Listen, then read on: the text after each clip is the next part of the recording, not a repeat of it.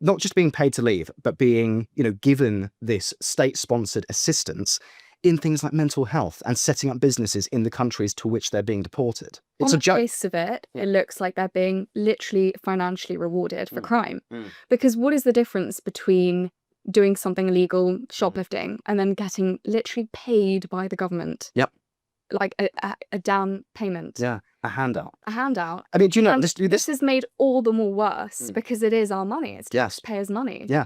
Yeah. So this is a bit of a joke. It is. And do you know what this reminds me We of? should be sparking outrage. Yeah. Our taxes are going to be hiked to new heights. And it's this government which is now going to be paying people who have committed crime in this country. Yeah. I mean, To leave. Yeah. Have we lost all power at this point? Yeah, well, this is the thing. I mean, you talk to sort of high net worth individuals who are taking the decision to leave Britain. Many of whom they love Britain. They're very patriotic to this country.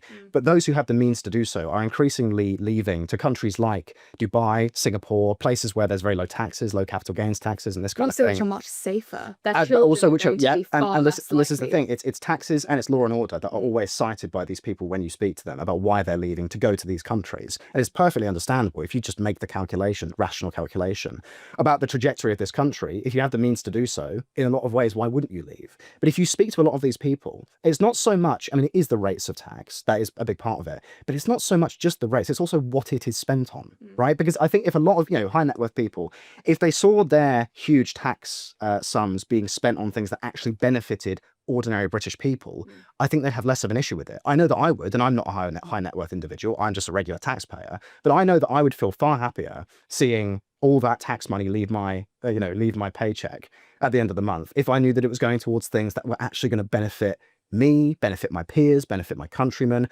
possibly benefit my children when they come, benefit future generations, safeguard the interests of just normal British people whose families have been here for centuries.